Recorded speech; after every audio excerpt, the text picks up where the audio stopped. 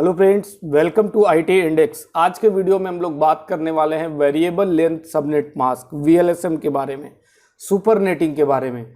Supernetting को हम लोग मैनुअल रूट समराइजेशन भी बोलते हैं, या आप सुपरनेटिंग बोलिए या मैनुअल रूट समराइजेशन बोलिए। तो सुपरनेटिंग एंड वीएलएसएम के बारे में आज इस वीडियो के अंदर डिटेल से डिस्कस करेंगे। वीडियो स्टार्ट करने से पहले मैं आपको बता दूं कि चैनल पे सीसीएनए के जो प्रीवियस वीडियोज़ हैं, आज ये डे 5 वीडियो होगा। जो प्रीवियस वीडियो है day 1, day 2, day 3 and day 4, इन्हें आप अगर कंप्लीट नहीं किया है तो कंप्लीट कर लें, और जिन लोगों ने कंप्लीट कर लिया है वो हमारे डे 5 वीडियो के साथ कंटिन्यू कर सकते हैं। ओके, तो हम लोग स्टार्ट करते हैं वीएलएसएम। अगर आपने चैनल सब्सक्राइब नहीं किया है तो चैनल को सब्सक्राइब कर लें। उसके पीछे बहुत सारे रीजंस हैं, क्योंकि चैनल पे आपको सीसीएनए, सीसीएनपी, लाइनएक्स से रिलेटेड बहुत सारे कंटेंट वीडियो मिल जाएंगे, राइट। तो इसलिए आपको सब्सक्राइब करना चाहिए। ओके, हम लोग कंटिन्यू करते हैं, राइट। स्टार्ट करते हैं वीएलएसएम। वीएलएसएम का मीनिंग ये है variable length subnet mask. Okay,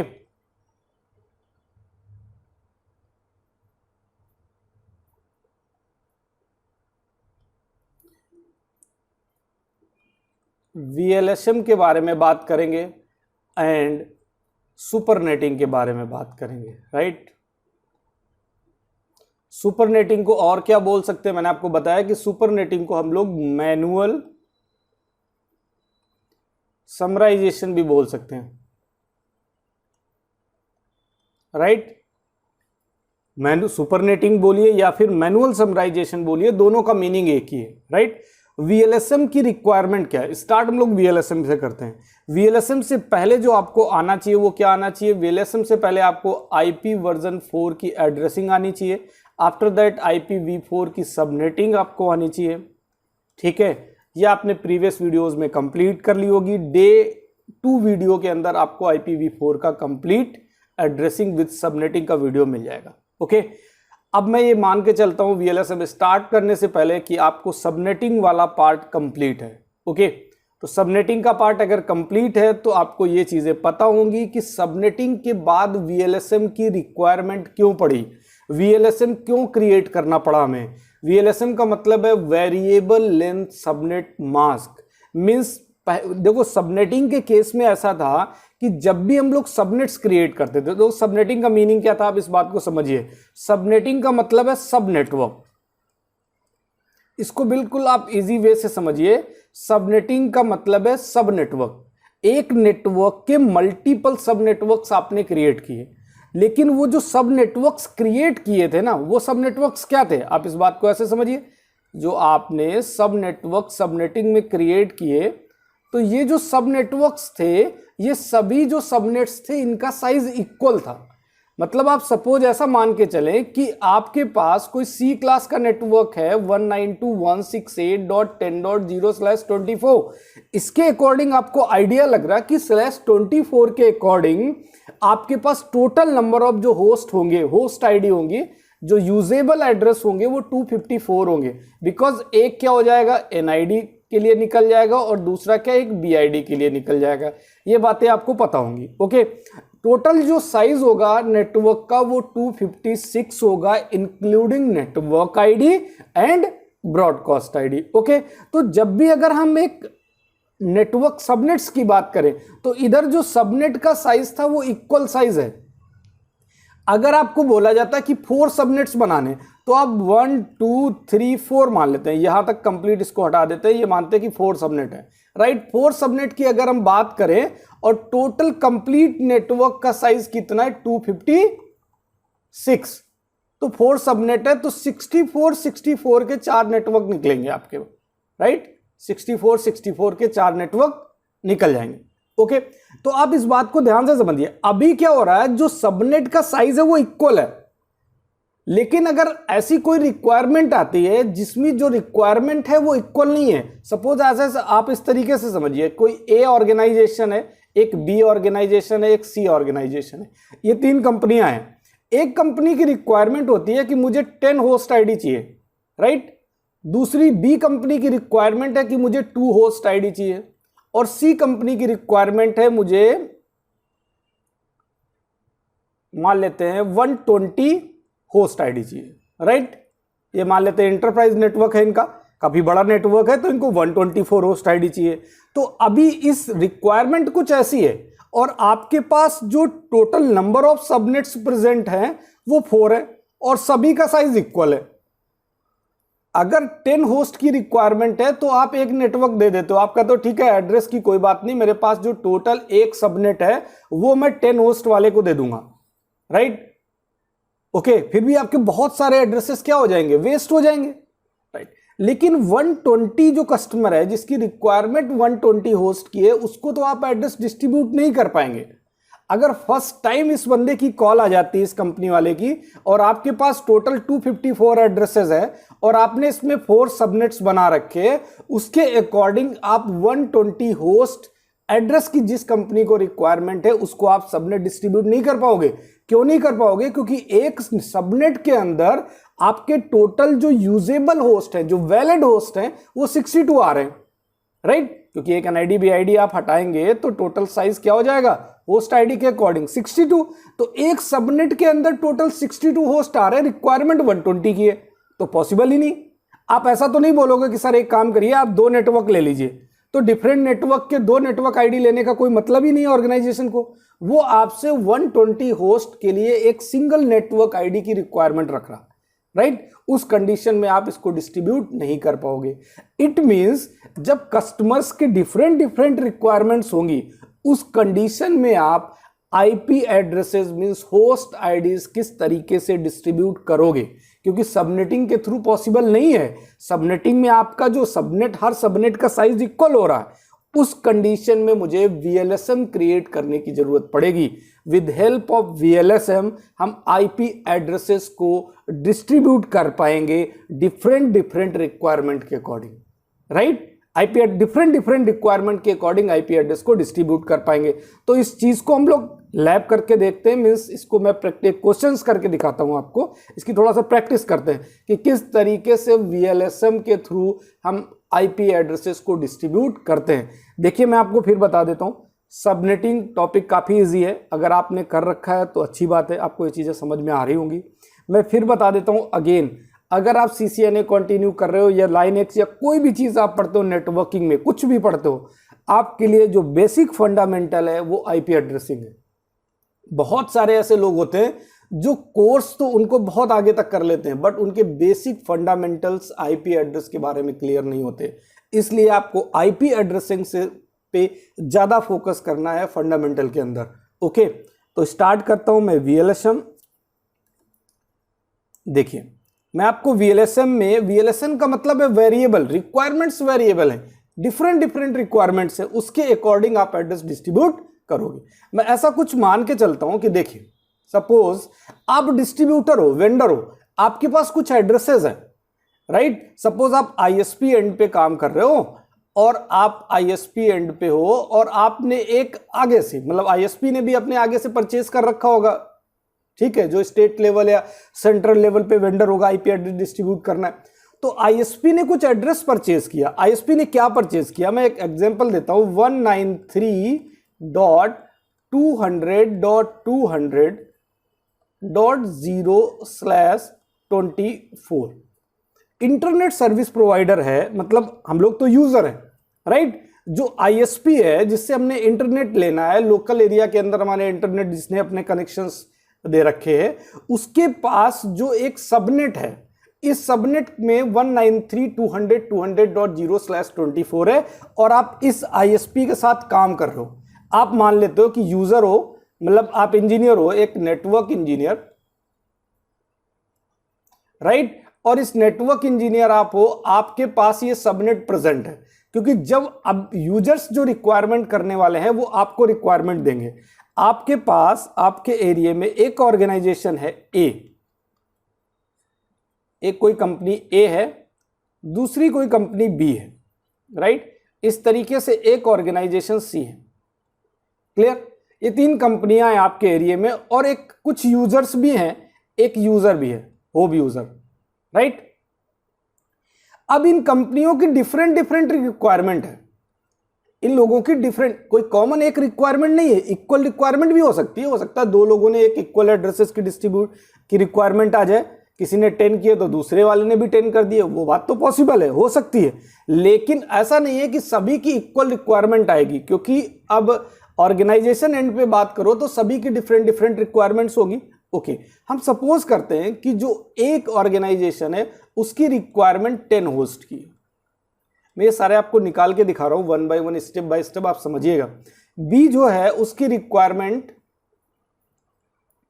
कोई भी कर लो आप, 15 होस्ट कर लेते हैं, राइट। सी की रिक्वायरमेंट क्या है, सी की है 120 होस्ट की, राइट। और डी की रिक्वायरमेंट क्या है, 2 होस्ट की। इसको 2 आईपी एड्रेस चाहिए, राइट। इसको घर में अपने एक कंप्यूटर पे यूज करना है और एक सर्वर लगा रखा है लोकल में, उस पे कनेक्ट करना है। 2 आईपी एड्रेस चाहिए। मैं बात कर रहा हूं पब्लिक आईपी एड्रेसेस की।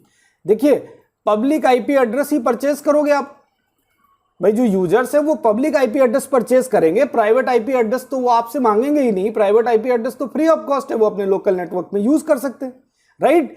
क्योंकि यूजर्स जो भी ABCD ऑर्गेनाइजेशन है, ये सभी लोग पब्लिक आईपी एड्रेस इसलिए आपसे रिक्वायरमेंट इनको हो रही क्योंकि ये अपने सर्वर्स को ग्लोबल एक्सेस कराना चाह रहे हैं वाया इंटरनेट, अपने सर्वर्स को ये रिमोट लोकेशन पे एक्सेस कराना चाह रहे हैं। इस वजह से इनको पब्लिक आईपी एड्रेस की रिक्वायरमेंट है, और रिक्वायरमेंट भी डिफरेंट डिफरेंट है। 10 host, 15 host, 120 host and 2 host. Okay, इसके अकॉर्डिंग अगर हम बात करें तो 10 होस्ट को आप कैसे निकालोगे, इसकी रिक्वायरमेंट 10 होस्ट की है, तो सिंपली आपको यह पता होना चाहिए कि जब भी हम number of host find out करते हैं, देखिए मैंने जो प्रीवियस वीडियो आपने अगर देखा होगा तो पता होगा, जब भी हम नंबर ऑफ होस्ट निकालने की बात करते हैं, नंबर ऑफ होस्ट, तो मैं आपसे हमेशा कहता हूं कि नंबर ऑफ होस्ट का जो फॉर्मूला है 2 की पावर n-2 है। लेकिन जब आप होस्ट निकालने की बात करते हो, मींस HID निकालने की बात करते हो, तो आपको यह पता होना चाहिए कि आपके पास नंबर ऑफ ऑफबिट कितनी बची हुई हैं, जीरोस कितने बचे हुए हैं आपके पास, राइट। क्योंकि इधर CIDR के अकॉर्डिंग, अगर मैं इधर ले लेता हूं, इधर CIDR के अकॉर्डिंग /24 में जीरो कितने 8, राइट। इसके अकॉर्डिंग यहां पे टोटल जो एड्रेसेस आ रहे हैं, टोटल साइज कितना आ रहा है 256, और वैलिड होस्ट आ रहे 254 NID और BID हटाने के बाद, राइट। तो जब भी नंबर ऑफ होस्ट की बात आती है तो ये आता है कि जीरोस होने चाहिए, कितने जीरो होने चाहिए। अब ये जो 10 होस्ट है, इसके पास ऑफबिट कितनी होनी चाहिए जो इसकी रिक्वायरमेंट फुलफिल हो जाए 10 होस्ट की। तो इसका एक सिंपल सा फॉर्मूला होता है कि 2 to the power n-2 greater than और equal to number of host, required host, मतलब सामने वाला कितने मुझसे एड्रेसेस मांग रहा है, इसकी एक ही रिक्वायरमेंट है 10 होस्ट, मैंने ये कर दिया। अब n की वैल्यू आपको इजीली समझ में आ गई। 2 की पावर 2 करोगे तो 4 - 2 2 हो जाएगा। 2 की पावर 3 करेंगे 8 होगा। 2 की पावर 4 करेंगे तो 16 हो जाएगा। तो 2 की पावर 3 में तो नहीं होगा, लेकिन 2 की पावर अगर 4 कर देंगे तो 16 - 2 मतलब टोटल वैलिड होस्ट कितने हो जाएंगे 14। आपको जो कंडीशन ट्रू करनी है, ट्रू कंडीशन ये है कि 10 से ज्यादा एड्रेस होने चाहिए या 10 के इक्वल होने चाहिए, 10 से कम नहीं होने चाहिए। क्लाइंट को आप ये नहीं बोल सकते कि 10 एड्रेस की रिक्वायरमेंट, आप मेरे से 8 एड्रेस ले लो, आप मेरे से 5 एड्रेस ले लो। आप उसको या तो ग्रेटर देन दोगे या फिर इक्वल टू दोगे, राइट। तो 2 to the power n-2 greater than और इक्वल टू 10 कर दिया आपने। अब n इज इक्वल टू जो वैल्यू आ रही है बिट, वो कितनी आ रही 4, 3 करेंगे तो 2 to the power 8 - 2 कितना हो जाएगा 6 हो जाएगा, तो वो तो लेस देन हो जाएगा 10। ओके, अब ये जो n इज इक्वल टू 4 है ना, ध्यान से समझिएगा, n इज इक्वल टू 4 क्या है, जीरोज है। अगर आप ए यूजर को 4 0 वाले ऑफ बिट दे देते हो, मतलब ए यूजर को जो आप CIDR दे रहे हो, उस CIDR में जीरो कितने होने चाहिए 4। तो अगर मैं बात करूं कि 28 में CIDR कर देता हूं, तो 30 में अगर 28 बिट्स 1 है तो इट मींस जीरो कितनी होंगी 4 बिट जीरो होंगी। ओके, तो 4 बिट इसके पास प्रेजेंट है, तो CIDR आपका निकल आया कि जो 10 होस्ट है इसको मुझे /28 CIDR देना। डन, 10 के अकॉर्डिंग /28 आ गया। अब अगली कंडीशन है, अब इसको एड्रेस कहां से स्टार्ट करना है। देखो अभी अगर आपके पास जो फर्स्ट क्वेरी आई है वो इसी की आई है, राइट। अभी किसी और को तो एड्रेस आपने दिया नहीं, तो स्टार्ट करने के लिए आप 24 के अकॉर्डिंग सबनेट मास्क तो आपको पता है 3 × 255.0, तो स्टार्टिंग की 3 बिट्स को कॉमन रख के आप एड्रेस को स्टार्ट कर सकते हो। तो मैंने ए जो कंपनी ऑर्गेनाइजेशन है उसको जो मैंने एड्रेस दिया हुआ है वो ये दिया है कि आपके पास 193.200.200.0 से स्टार्ट कर सकते हो, राइट। इसको आप थोड़ा सा ऐसे भी लिख सकते हो। यहां पे जो 28 है ना, इसको आप रिमूव कर लो। इसको मैं ऐसे कर देता हूं यार सब, ठीक। ए के लिए आपको इधर लिख देता हूं 193.200.200.0/28। ये सबनेट आप ईमेल कर दोगे किसको? ए कंपनी वाले को, राइट। आप एज ए नेटवर्क इंजीनियर इधर काम कर रहे हो ना, तो आप जो ईमेल करोगे ए कंपनी को वो ये वाला सबनेट करोगे, राइट। अब /28 के अकॉर्डिंग आप देख लो कि आपके पास 4 जीरोज हैं, क्योंकि एन बिट में इधर क्या निकल के आया था 4। तो ये बात आपको क्लियर हो गई होगी, राइट। अब दूसरा बी की रिक्वायरमेंट है। देखो, आप इंटरनेट सर्विस प्रोवाइडर एंड पे काम कर रहे हो, तो आपको ये पता होना चाहिए कि जो मैंने ए ऑर्गेनाइजेशन को सबनेट दिया है उसका एंड पॉइंट क्या है। स्टार्टिंग तो नेटवर्क आईडी आपने लिख दिया .0 200.0। इसका जो अगर बीआईडी आपको पता चल जाए, ब्रॉडकास्ट आईडी, क्या, राइट, तो आप नेक्स्ट वाले को उसके ब्रॉडकास्ट आईडी के आगे से डिस्ट्रीब्यूट करोगे, राइट। क्लियर हो गई ना बात। आप देखो, इसका बीआईडी आपको 28 का सबनेट मास्क निकालना आता है, बाइनरी टू डेसिमल तो आना ही चाहिए, ठीक। इसको आप 28 के अकॉर्डिंग 3 टाइम्स 255 करोगे, और 28 है तो 24 हो गया, 25 26 27 28 एंड 1 2 3 4। इसका बाइनरी टू डेसिमल निकालोगे तो वैल्यू आ जाएगी 240। ओके, तो सबनेट मास्क क्या होगा? 255.240। 240 के अकॉर्डिंग अगर बात करो तो 240 को ब्लॉक साइज अगर हम निकालें तो 256 माइनस 240 करिए तो ब्लॉक साइज आता है 16। तो अब मैं इसमें ब्लॉक साइज 16 ऐड कर देता हूं जीरो में, तो 016 का मतलब क्या हो जाएगा? तो नेक्स्ट ब्रॉडकास्ट आईडी 16 होगा, नेक्स्ट नेटवर्क आईडी 16 होगा, लेकिन इससे एक पहले वाला .15 is the broadcast ID of this network. मतलब ये हो रहा है कि ए ऑर्गेनाइजेशन 0 से लेके 15 तक की एड्रेसेस को यूज करेगा, उसमें उसके लिए 0 नेटवर्क आईडी होगा और 15 ब्रॉडकास्ट आईडी होगा। .1 से लेके .14 तक की address as a host ID use कर पाएगा कौन? ए ऑर्गेनाइजेशन, राइट। क्लियर हो गई बात? ओके, देखो ये पॉइंट बहुत अच्छे से तब समझ में आ रहे होंगे कि सबनेटिंग आपने कर रखी। अब 15 पे इसका कंप्लीट हो गया, इट मींस नेक्स्ट यूजर कोई भी हो, और ऐसा नहीं 10 के बाद 15 हो सकता है, राइट। हो सकता है 10 के बाद आपके पास जो कॉल आती है वो इस यूजर की आ जाती। कोई सीरियल से करने का मतलब नहीं है, कॉल तो कभी भी किसी की आ सकती है और कितनी भी रिक्वायरमेंट की आ सकती है, राइट। अगर आपके पास अवेलेबल होस्ट एड्रेसेस हैं तो आप डिस्ट्रीब्यूट कर दोगे उसको, डन। तो देखिए, तो इस वजह से अगर हम बात करें तो फाइनली ऐसे बोल सकते हैं, क्या, इसको 2 होस्ट को रिक्वायरमेंट है तो इसका जो एंड पॉइंट क्या है?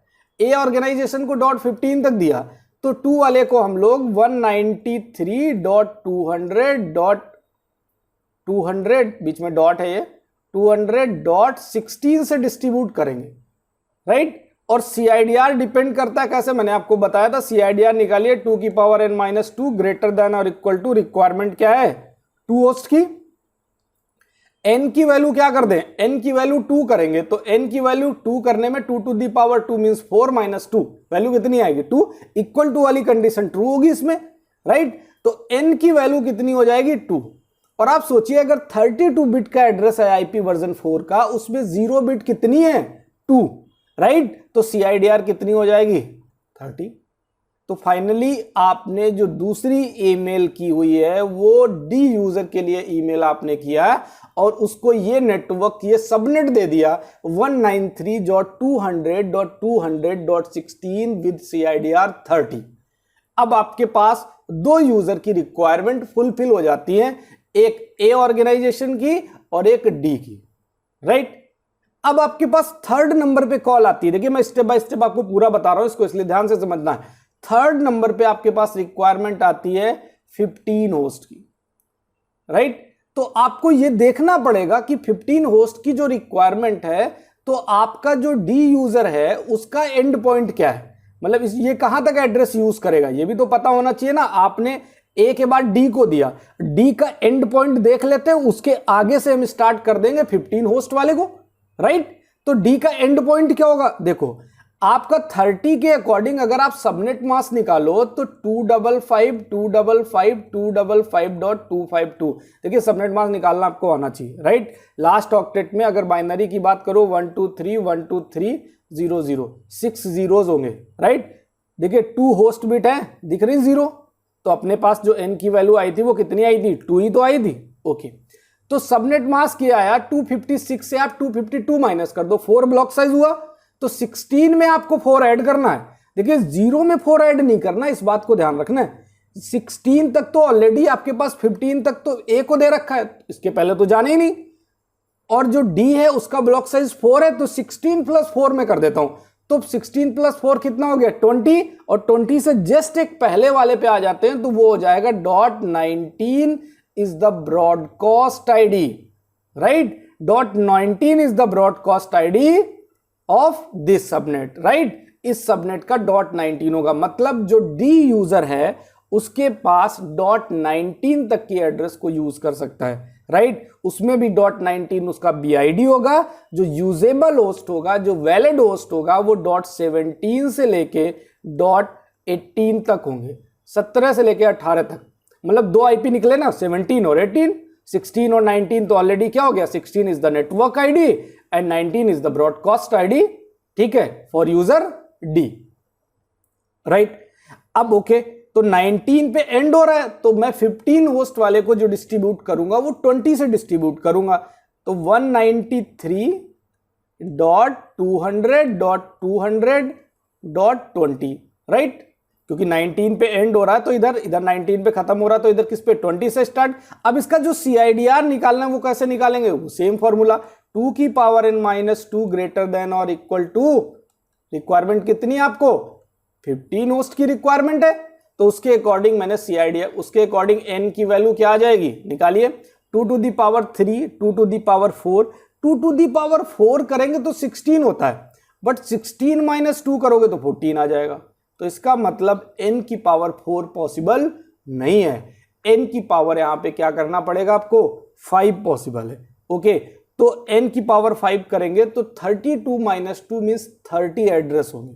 तो लेकिन आप फॉर्मूला क्या है कि 15 से आप कम नहीं दे सकते। हाँ, इतना जरूर कर सकते हैं कि आप यूजर को, कंपनी को कॉल कर सकते हैं कि अगर आपकी रिक्वायरमेंट 14 से फुलफिल हो जाती है तो आपको एड्रेसेस की कॉस्ट ये पड़ेगी, और अगर आप 15 के अकॉर्डिंग चाहिए तो आपको एड्रेसेस की कॉस्ट ये पड़ेगी, क्योंकि 15 में हम आपको नंबर ऑफ एड्रेसेस ज्यादा दे रहे हैं, तो अगर वो एडजस्ट कर रहा है तो 14 के अकॉर्डिंग आपको रिक्वायरमेंट बता देगा, राइट। तो ऐसा भी कर सकते हैं। बट अगर वो कहता है कि नहीं मुझे 15 ही चाहिए, मैं उसकी कोई भी कॉस्ट पे करूंगा जो भी होगी, ठीक है, उनकी रिक्वायरमेंट है, तो आपको n के अकॉर्डिंग इधर वैल्यू क्या करनी पड़ेगी 5। 2 to the power 4 से काम चलेगा नहीं आपका, 2 to the power 5 करिए, 32 माइनस 2 30 एड्रेसेस अवेलेबल हो जाएंगे, ओके। तो n की वैल्यू 5 है, मतलब 0 कितने होने चाहिए 32 बिट में 5, तो CIDR कितनी हो जाएगी 27, 27 प्लस 5 कितना हो गया 32 हो गया ना, 27 प्लस 5, तो CIDR हो गया 27, ओके। तो अब जो 15 होस्ट वाला कंपनी और जो ऑर्गेनाइजेशन है उसको जो आप ईमेल सेंड करोगे, क्योंकि आप as a network engineer address distribute कर रहे हो, उससे जो आप ईमेल करोगे वो 193.200.200.20/27 का सबनेट हैंडओवर करोगे, ओके। तो ये 15 होस्ट वाले की रिक्वायरमेंट फुलफिल हो जाती है। क्लियर हो गई बात। अब आपके पास जो लास्ट बच रहा है वो कौन है, तो लास्ट में जो आपके पास रिक्वायरमेंट है वो रिक्वायरमेंट आ रही है किसके पास से, फाइनली 120 होस्ट की रिक्वायरमेंट है। तो इसके लिए कोई प्रॉब्लम नहीं, क्योंकि आपके पास एड्रेसेस तो काफी है ना, आपके पास एड्रेसेस तो टोटल 254 है और रिक्वायरमेंट कितनी आ रही है 120 की। अभी तक आपने डिस्ट्रीब्यूट कितने किए, ओके।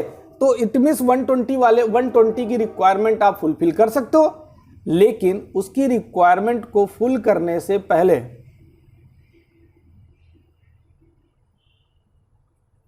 ठीक है, देखो उसकी रिक्वायरमेंट को फुलफिल करने से पहले आपको अपना BID तो पता, इस जो 15 वाले को एड्रेस दिया है इसका ब्रॉडकास्ट आईडी आपको पता होना चाहिए ना।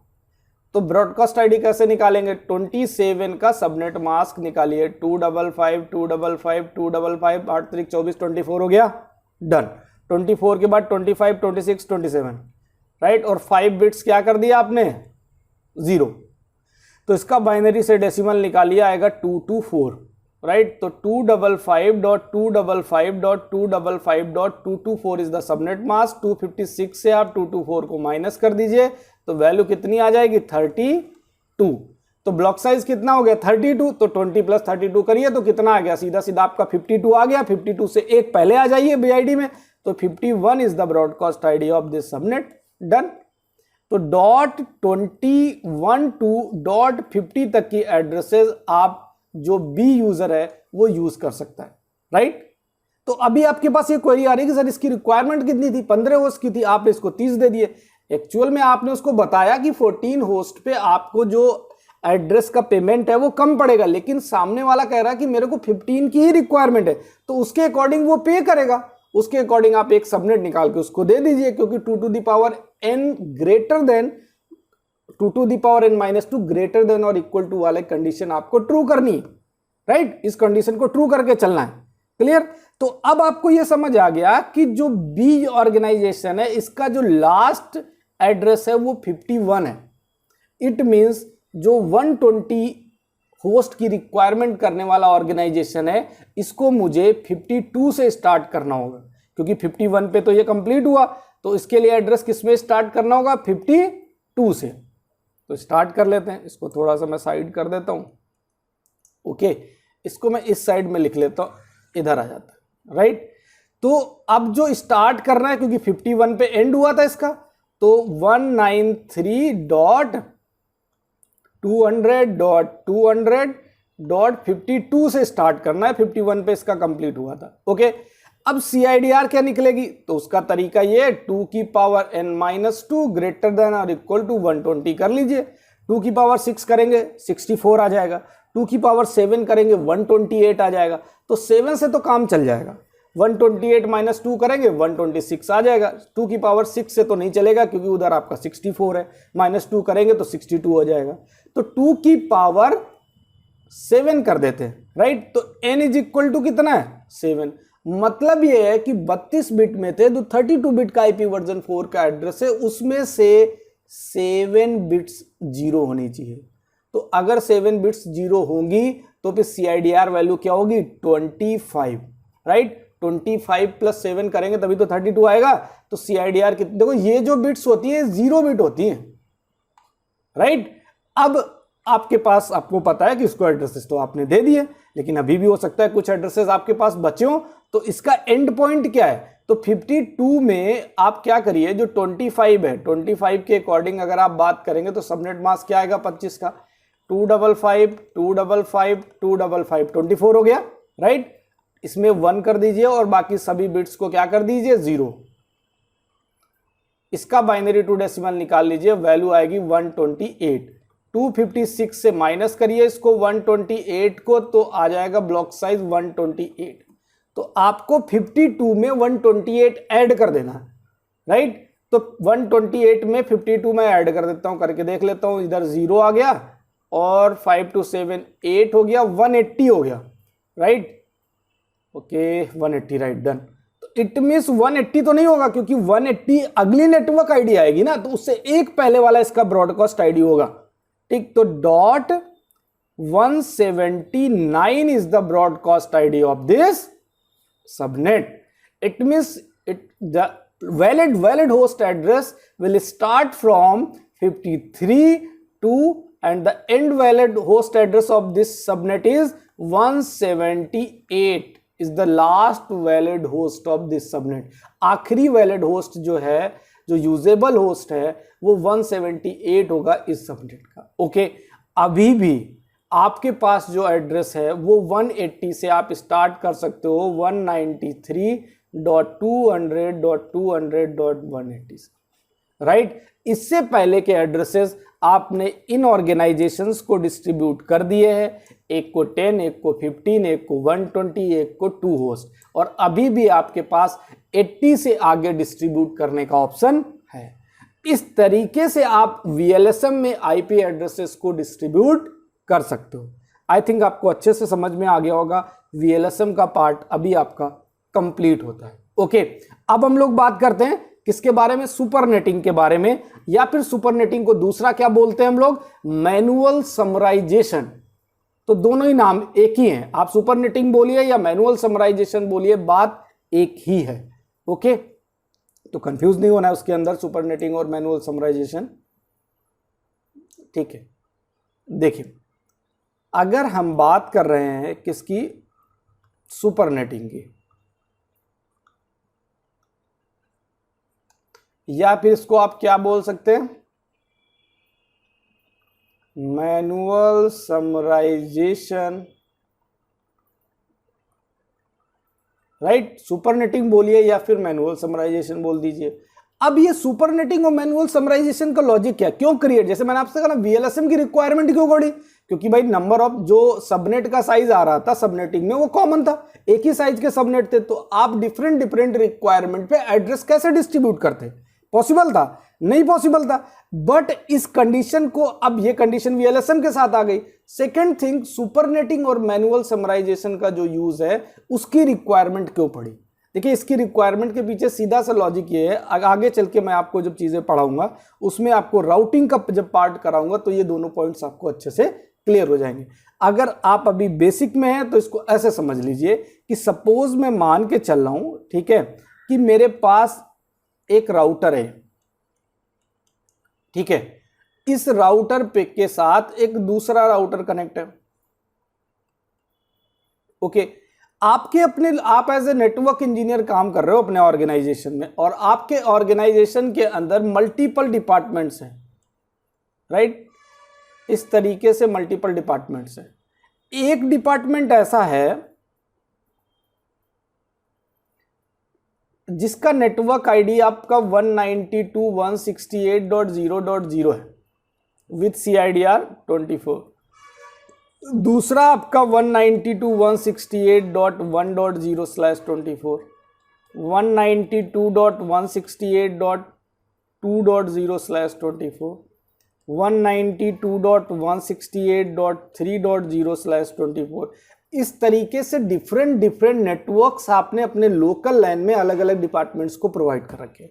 ठीक है, एज ए नेटवर्क इंजीनियर अगर आप काम कर रहे हो तो आपने इधर क्या कर रखा है, ये अपने लोकल नेटवर्क के अंदर आपने ये मल्टीपल सबनेट्स बना रखे हैं, मल्टीपल डिफरेंट डिफरेंट नेटवर्क्स हैं, different different departments wise, right. Okay, लेकिन आप एक चीज चाह रहे हो, आप ये चाह रहे हो, क्योंकि आगे चल के हम लोग बात करेंगे कि राउटिंग टेबल, ये रूट्स है तो इन रूट्स की राउटिंग टेबल बनेगी, और टेबल बनने के बाद ये टेबल अपने नेबर राउटर पे अपडेट होगी। आप ये चाह रहे हो इसकी जो टेबल का साइज है वो रिड्यूस कर दिया जाए, टेबल का साइज क्या कर दिया जाए, रिड्यूस कर दिया जाए, थोड़ा छोटा साइज कर दिया जाए, क्योंकि हो सकता है कि आपके नेटवर्क की तरह अदर ऑर्गेनाइजेशंस के अंदर भी 10 to 20 नेटवर्क इंटरनल रनिंग में, इंटरनली 10 to 20 नेटवर्क लोकल चल रहे हैं, तो आप उन सभी नेटवर्क को एक समरी नेटवर्क बनाना चाह रहे हो। मतलब आपके पास टोटल नंबर ऑफ नेटवर्क अभी अवेलेबल कितने, 4, और इसके बाद में आप जब राउटर पे इनको एडवर्टाइज करोगे तो एक नेटवर्क एडवर्टाइज करना चाह रहे हो, ये 4 नेटवर्क एडवर्टाइज नहीं करना चाह रहे हो। तो इसका मतलब क्या किया आपने, एक बड़ी सी चीज थी, जैसे बुक के नोट्स बनाते हैं तो नोट्स क्या है, एक समरी तो है, आपने एक बुक निकाली, बुक को स्टडी किया, उसके बाद एक शॉर्ट समरी बना ली नोट्स। तो वही सेम चीज इधर भी है, नंबर ऑफ नेटवर्क्स आपके पास इंटरनल बहुत सारे हैं, उसका आपने समरी करके एक सिंगल नेटवर्क बना लिया। ओके, तो इस तरीके से आपने समराइजेशन कर दिया। Okay, done. तो समराइजेशन करते रिक्वायरमेंट क्यों पड़ रही है, तो आपको समझ में आ रहा है कि राउटिंग टेबल के साइज को रिड्यूस करना है हमें, क्योंकि अभी राउटिंग टेबल नेबर राउटर के साथ अपडेट होगी तो साइज क्या बढ़ जाएगा, तो राउटर पे प्रोसेसिंग बढ़ जाएगी, ठीक है, तो CPU यूटिलाइजेशन बढ़ जाएगा राउटर पे। तो उस कंडीशन में हम इनको क्या करना चाह रहे हैं, समराइज करने का एक सीधा सा फॉर्मूला ये है कि आपने 192.168 और इन सभी बिट्स, देखो 192.168 तो सभी में कॉमन है ना, तो मैं इसको बाइनरी टू डेसिमल नहीं लिखता हूं। ओके, लिखने की जरूरत भी नहीं, मैं थर्ड ऑक्टेट में लिखता हूं कि 1 इस तरीके से 1 2 3 4 5 6 7 8 राइट, एंड 1 2 3 4 5 6 7 8। ओके, स्टार्टिंग के 2 ऑक्टेट सभी में कॉमन है, तो मैंने 192.168 दूसरे का भी लिख दिया। अब इसका थर्ड में क्या है, 1 है, तो इसका बाइनरी टू डेसिमल अगर मैं बात करूं तो 1 2 3 4 5 6 7, और लास्ट की बिट क्या हो जाएगी, लास्ट की बिट हो जाएगी 1, तभी तो ये क्या हो जाएगा, ये 1 आएगा। ओके, उसके बाद में अगर हम बात करें तो फिर 1 2 3 4 5 6 7 8, ये तो लास्ट ऑक्टेट में तो आप 0 भी लिख सकते थे, लेकिन कोई नहीं, इस तरीके से लिखेंगे 192.168 1 2 3 4 5 6। अब क्या है, जो ये है ये 2.0, तो 2 का बाइनरी क्या होता है, 10 होता है, तो 10 कर दो आप, सॉरी 2 का बाइनरी होता है 10, तो मैं इसको ऐसे लिख देता हूं आपको बस बताने के लिए 10। ओके, एंड फाइनली लास्ट की अगर हम लोग बात करें तो लास्ट वाले में 1 2 3 4 5 6 7 8। ओके, अब आपका आ जाता है 3.0, तो 192.168.1 2 3 4 5 6। 3 का बाइनरी क्या होता है आपको पता है, 1 होता है।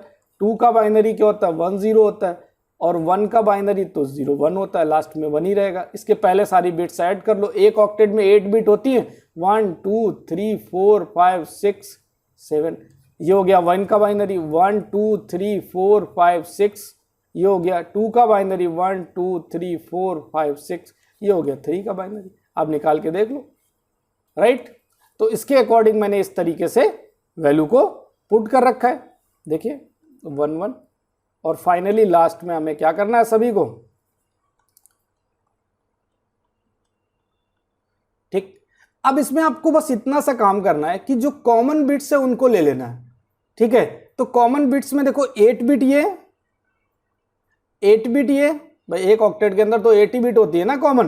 देखो जो बिट मैच कर रही है, कॉमन का मतलब जो बिट्स मैच कर रही हैं, और इसके अंदर आपका 3 + 3 6 बिट मैच कर रही है। लास्ट वाली देखिए बिट्स मैच नहीं कर रही, क्योंकि अगर नीचे आप मैच कराओगे तो इधर भी नहीं कर रहे, इधर भी नहीं कर रहे, इधर भी कई बिट्स मैच नहीं कर रहे, तो इसे आप लीव कर दीजिए। ओके, तो लास्ट की 6 बिट है आपके पास, तो टोटल बिट कितनी हो गई, 6 बिट। तो टोटल 8 + 8 + 6 करेंगे तो 16 + 6 हो गया 22। तो अब जो CIDR वैल्यू सभी में कितना दिख रहा था आपको, 24, तो CIDR हो जाएगा 22, और जो आपका स्टार्ट हुआ था एड्रेस 192.168.0.0, ये जो है ना, अब आपको राउटर पे सिंगल नेटवर्क एडवर्टाइज करने की जरूरत है इस नेटवर्क को। अब ये 4 नेटवर्क राउटर पे एडवर्टाइज नहीं करने होंगे जब भी हम लोग राउटिंग करेंगे आगे चल के, राइट। तो सिंगल आपने क्या किया, मैनुअल किया। वैसे तो राउटर ऑटो समराइज करता है, प्रोटोकॉल के साथ ऑटो समराइजेशन इनेबल होता है, लेकिन आपको ऑटो समराइजेशन नहीं कराना है, आपको अपने अकॉर्डिंग समरी एड्रेस क्रिएट करना है।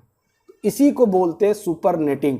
और सुपर नेटिंग में आप ये चीज अच्छे से समझ में आ रही होगी, वैसे तो हम लोग सी क्लास में कभी भी 24 से नीचे नहीं जाते थे, राइट। हमेशा CIDR 24 के प्लस रखते थे ना सी क्लास के अंदर, बट अभी देखो एड्रेस तो सी क्लास है, CIDR क्या है 22। जब कभी भी कुछ ऐसा देखने को मिल जाए तो आप जान जाना कि ये मैनुअल समराइजेशन किया हुआ है, या फिर आप इसको सुपरनेटिंग, कोई बोलेगा सुपरनेटिंग कर रखी है हमने, राइट। कि जब भी CIDR क्लास से लेस आ जाए, मतलब A क्लास में 8 से कम आ जाए, B क्लास में 16 से कम दिखा रहा है, और C क्लास में 24 से लेस शो कर रहा है किसी एड्रेस के साथ, तो आपका अंडरस्टूड है, इस बात को आप समझ लोगे कि शायद इसको समराइजेशन किया गया है। आई थिंक इसको समराइज किया हुआ है, समराइज एड्रेस है आपके पास, राइट। इस चीज से इसको आप अंडरस्टैंड करो। एक चीज और इंपॉर्टेंट पॉइंट, वो एक एड्रेस और मैं लगा देता हूं इसमें, ये बड़ा इंटरेस्टिंग है, समझो इस बात को। मैं एक नेटवर्क इसके साथ आपके ऑर्गेनाइजेशन में और था, 192.168.4.0/24।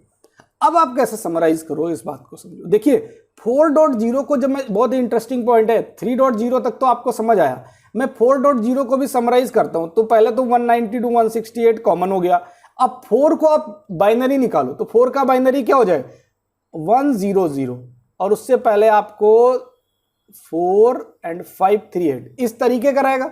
अब देखो लास्ट के 3 बिट्स मैच नहीं कर रही, कितनी बिट मैच नहीं कर रही, बहुत ही टेक्निकल पॉइंट है, इसको समझिए अच्छे से। लास्ट की 3 बिट्स नहीं मैच कर रही, मतलब लास्ट ऑक्टेट में अब बिट कितनी हो गई 5, ओके, तो उसके अकॉर्डिंग CIDR कितना हो जाएगा 21, राइट। 21 के अकॉर्डिंग इधर क्या आ जाएगा 21।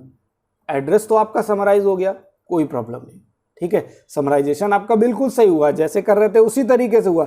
बट एक इशू क्रिएट हो गया, क्योंकि आप अगर नेटवर्क इंजीनियर हो तो आपको ये चीजें ध्यान रखनी पड़ेंगी कि आप /21 के साथ काम कर रहे हो, तो अभी आपको जो समराइज एड्रेस करने थे वो क्या करने थे 0.0, 1.0, 2.0, 3.0, 4.0, लेकिन जो आपके पास समरी एड्रेस आया है मतलब 192.168.0.0/21 की मैं बात कर रहा हूं, ये जो समरी एड्रेस आया है इसमें 4.0 के साथ 5.0, 6.0 एंड 7.0 भी वैलिड हो रहा है। मतलब आप अगर राउटर पे ये नेटवर्क एडवर्टाइज करोगे, राउटर पे ये नेटवर्क आप दोगे, तो उस कंडीशन में हो ये जाएगा कि आपका 5.0, 6.0 और 7.0 भी परमिट हो जाएगा, जबकि ये नेटवर्क्स ऑलरेडी आपके इंटरनल नेटवर्क में प्रेजेंट नहीं थे 5.0, 6.0, 7.0। तो समरी करते समय इस बात का ध्यान रखना है। तो आपको करना क्या है, क्योंकि ऐसा क्यों हो जाएगा, ये तो आप ऐसे देखो ना /21 है, 21 का सबनेट मास्क आप निकाल लो 255। मैं ये भी बता देता हूँ ये तीनों क्यों आ जाएंगे भाई। वेट 16 हो गया, ये 8 प्लस है, 16 प्लस 4 हो गया आपका 21, 2, 3, 4, 5, 16 प्लस 5 1, 2, 3, लास्ट में 0। इसका बाइनरी टू डेसिमल निकालो, आपका बाइनरी टू डेसिमल इसका आ जाएगा 45248, राइट। निकाल लेना, आपको बाइनरी टू डेसिमल पता होगा। 248 को 256 से माइनस कर दो, ब्लॉक साइज कितना आ गया 8, राइट। घटा दो 256 से 258 को, ब्लॉक साइज कितना आ गया 8 आ गया। चलो ब्लॉक साइज 8 हो गया, किस में हो गया थर्ड में हो गया ना, थर्ड ऑक्टेट के लिए ब्लॉक साइज 8 निकला, लास्ट के लिए नहीं। तो थर्ड ऑक्टेट में आप ऐसे आ जाओ, ब्लॉक साइज 8 है मतलब 7.255 इज द ब्रॉडकास्ट आईडी, ये तो पता हो गया ना, क्योंकि इसी के बाद तो 8.0 आएगा। तो ये आपके पास वैलिड है, मतलब ये नेटवर्क जब आप एडवर्टाइज करोगे तो आपका जो पूरा का पूरा जो वैलिड हो जाएगा वो 7.255 तक हो जाएगा। मतलब 1.0, 2.0, 3.0, 4.0 मतलब 6.7.0 तक सारे के सारे लोग परमिट हो जाएंगे। ओके, तो इसलिए अगर कहीं भी ऐसी कंडीशन आती है तो ये कंपलसरी नहीं है कि आप सारे नेटवर्क को जबरदस्ती एडवर्टाइज करो।